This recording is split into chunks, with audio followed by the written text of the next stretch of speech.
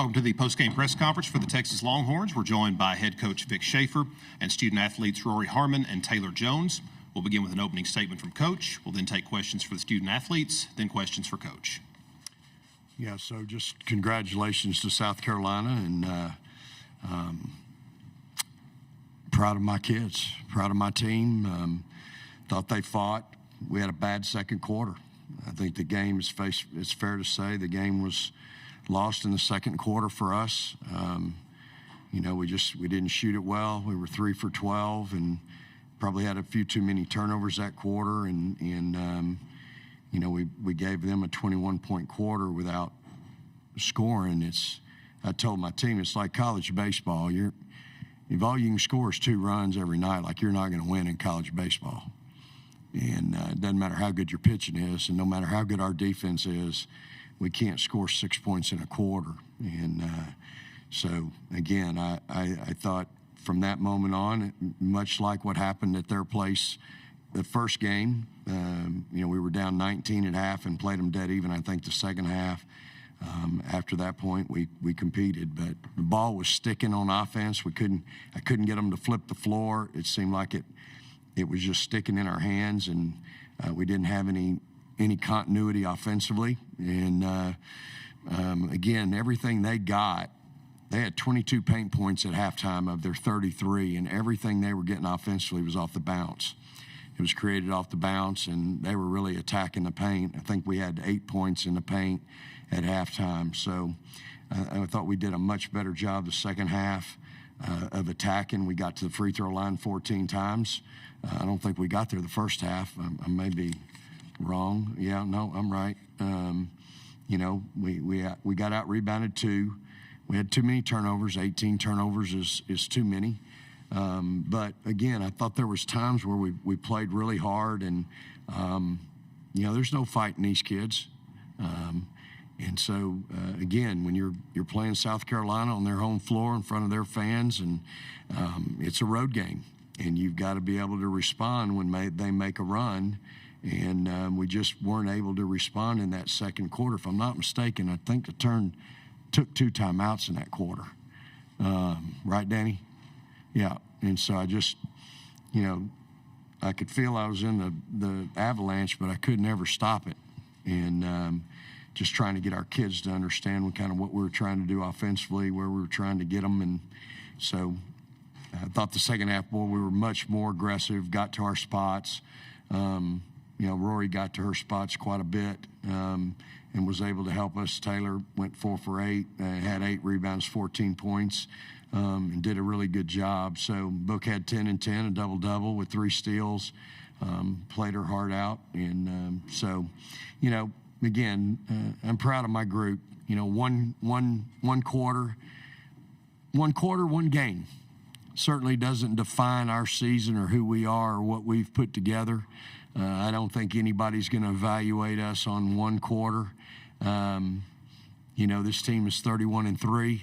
They have earned their way. They have been through the gauntlet and survived it and come out on the positive side of it. I told them I think this game and the Elite Eight game are probably the 2 hardest games to win in college basketball. It's not the Final Four. It's not your semifinal or the championship game to me. It's that Elite Eight game. And this game, playing South Carolina here in South Carolina, playing them in Greenville, it's a tough game to win, and because they're already good, and so it's a very difficult game to be in. And I've been in it 6 times, and 5 of them have been against them. And so it's a challenge, but man, I thought my team today fought, competed. We just had a bad quarter, and so I'll again, what this team's accomplished this season, I don't think anybody can question. I don't think you can evaluate us on one bad quarter. I think you evaluate the total body of work, how many top 10s we've beaten throughout the course of the season, all that stuff. So I'm disappointed, but I am not disappointed in my team. You want to blame somebody, you can blame me, but I am not disappointed in these young ladies. They did all they could do today. We had a bad quarter, and other than that, they competed their tail off, and I'm awfully, awfully proud of them. So, Questions for the student athletes? Start here on the left, and then we'll go over here to the right. How do y'all, what lessons can y'all learn from this game, and how do you take that into the NCAA tournament moving forward? I think looking at the stat sheet, one of our coaches talked about controlling the controllables, and they got 9 points off of our turnovers and 9 points off of offensive rebounds. And so being able to control what we can control, which is our effort on defense and controlling the ball and not turning it over, I think those are two big lessons that we struggled with tonight. And just really, I think, leaning into the pain tonight of how this feels and knowing that we still have a lot of season left ahead of us. But just learning and keeping our heads up and knowing what Coach Schaefer said, that this doesn't define our season, and hopefully we see him again. On the right. Rory, kind of going off what Taylor just said and Vic said, is the confidence of this team shaken at all, or do you guys still kind of go into the tournament believing that you are, a number one overall seed and you should be considered a favorite? Yeah, I'm just super proud of my teammates for playing super hard. I think the first, obviously, we're not going to be, we're still mad, obviously. We want to win the game, but one of the first things I said in the locker room is, this is just one game. We have a tournament ahead of us where we need to just learn from our mistakes, like they have been saying, and understand that this one's win or go home. So we just need to come ready and play for each other like we've been doing all season, and not to hang our heads for a second, because we're doing really well, 31-3. Like they said, this game doesn't define us as a team, but it did show everyone that we're going to compete and fight to the end. So, Daniel. Offensively, was this a off night for you guys, or was South Carolina just doing something out there that was tough for you guys to adjust to? I mean, yeah, it could have been better. Like Coach was saying, our execution might have been very stagnant here and there. We did get some good shots here and there, of course, but you look at what they got their points from, they have 40 paint points versus our 18. It's a lot more. So I would say our offensive execution was a little stagnant, but it's just a lot of little things throughout the game. It was just very small details that we didn't make as many winning plays this game. They made more. And so, but that's exactly what we need to look at in film so we can learn and move on to this tournament. Taylor, how tough of a hole was that to dig out of after the second quarter? I think coming into halftime, we just needed to know that there isn't a 20-point play. We just had to try and chip away at the lead and just learn from the mistakes that we had made. We went on a little stretch, a little run to come out on the third quarter, but unfortunately it wasn't our night, and South Carolina played a great game, and congrats to them. Any further questions for the student athletes? Ladies, thank you. Thank you. y'all go get cleaned up.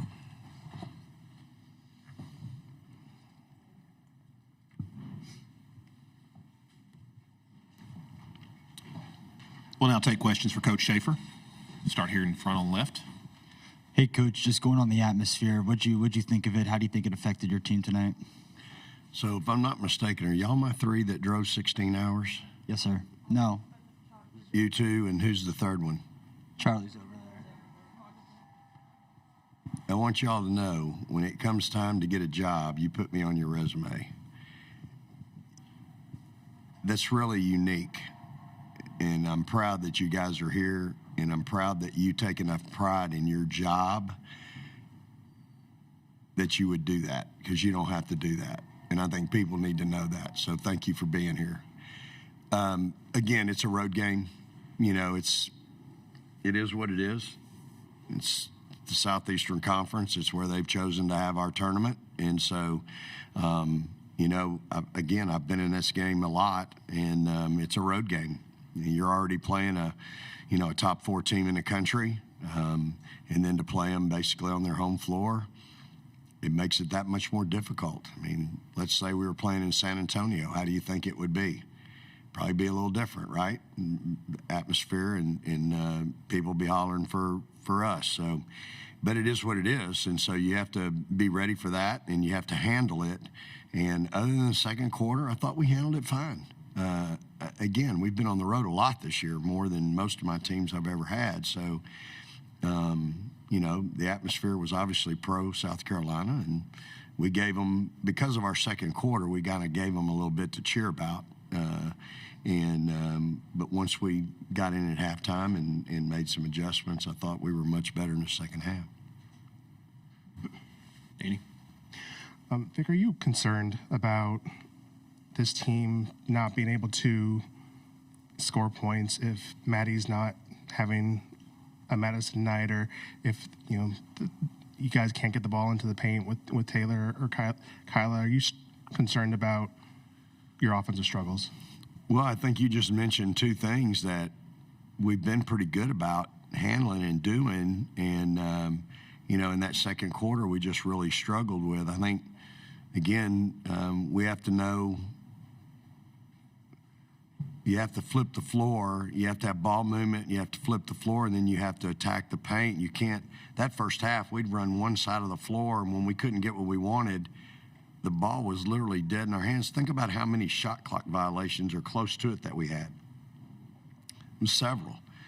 Now, the added piece to that is I thought I had a couple of players that weren't focused and didn't, when you're playing the game, we have a shot clock every day in practice, and we have it every game, right?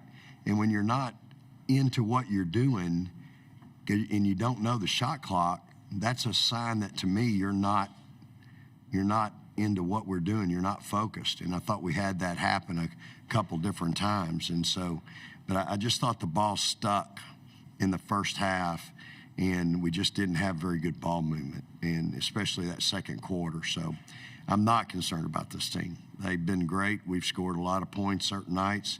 I think I've told y'all, this is one of the better shooting teams that I've ever had and ever coached. And so I'm not worried about them. We've had some kids that didn't shoot it well the last 2 nights, and I am not worried about them at all. Well, they'll come back, bounce back, and shoot it better the next night. I have no question in my mind. Here in the front. Vic, you've mentioned the atmosphere a few times already. Would you like to see the league change where this game is played past just Greenville almost every year? Well, I think, again, when you're talking about the student-athlete experience, it's, we used to play it once every 3 or 4 or 5 years in Nashville. I don't think now it even gets there anymore. I mean, I've only been back in the league 1 year, so I don't even think we get back there anymore. And obviously Greenville loves having us and does a great job, but I think you have to look beyond that when you start seeing it. And again, obviously they're a really good team.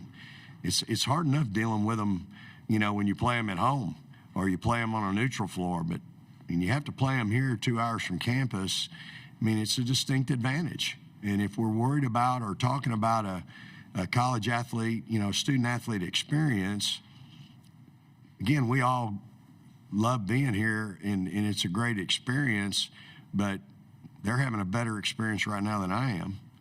Not saying that's the reason we got beat at all, but I just think that, and I've been in the league where it's been all over. I think we were in Tampa 1 year, we've been in Nashville, we've been in, somewhere else, So I've seen it all. We were in Little Rock when I was at Arkansas.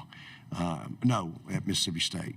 So, I mean, we've tried it everywhere. I think the reason we keep coming back here is because Greenville just does a tremendous job. This arena does a tremendous job. And so, until you can find another place that will do the job that Greenville does, I think that's why we keep coming back here. And so, again, South Carolina's good on their own, without putting them in an arena that's 2 hours from home, but you're still in their state. with a pro crowd. So, but again, we've got to find a way to be in that moment and compete. Again, it's one quarter tonight, in my mind. In the back on the right. Coach, kind of going off of that question, you guys were 16 of 54. How much of your shooting woes are impacted by what you call a home crowd for South Carolina? Well, I think you have to give South Carolina a lot of credit for their defense. I think they're really good defensively, and they're quick, they're athletic, they're long, they have a good plan on how to guard you, and so I think you have to give coach and her staff and her players credit because that's who's out there playing. It doesn't matter where you're playing, that's who's out there playing. And so I think you have to give them a ton of credit for how hard they play. We take great pride in how hard we play defensively. When I watch them, they play really hard defensively. And I've experienced that, playing them. So, I'm not shy at all about giving them credit for how hard they play, especially on the defensive end. They make it very, very difficult on you. They make it difficult on the catch. They make it difficult on the shot. And they make it difficult on the post-up. And so, they play through all defensive possessions. And, I think we had we had 12 offensive rebounds, but 3 were dead ball, so only 9 live ball. And so that limits our second chance points to 7. Here in front on the left. Coach, we saw Taylor and Kyla playing together on the court for the first time this season, especially in conference play. What went into that lineup decision, and could we be seeing more of that in the future? Yeah, it wasn't long.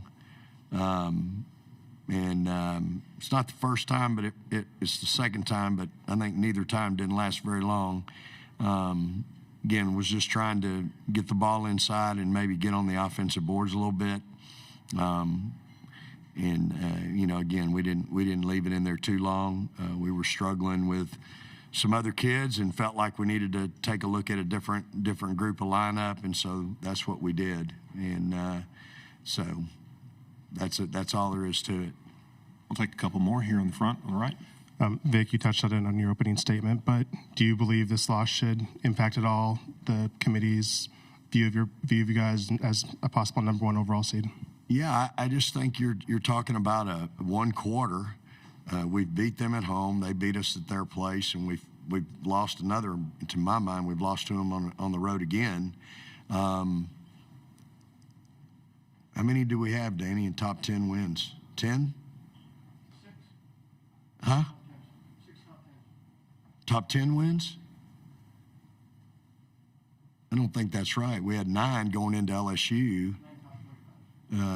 But nonetheless, I think our body of work and our net, it speaks for itself. I think we're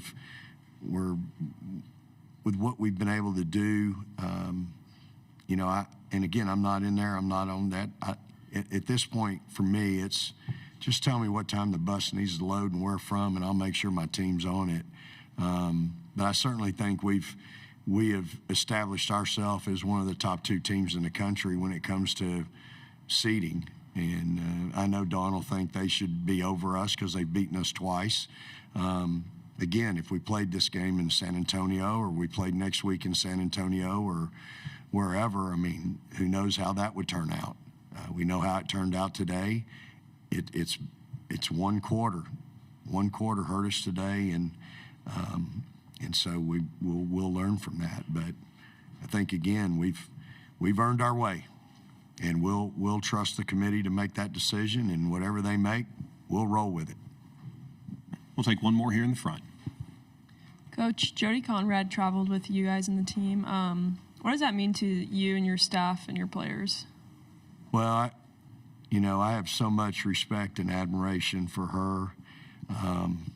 Between her and Chris Plonsky and Kathy Harston, when I walk out of that tunnel to come out to the floor to play in this game and I see those 3,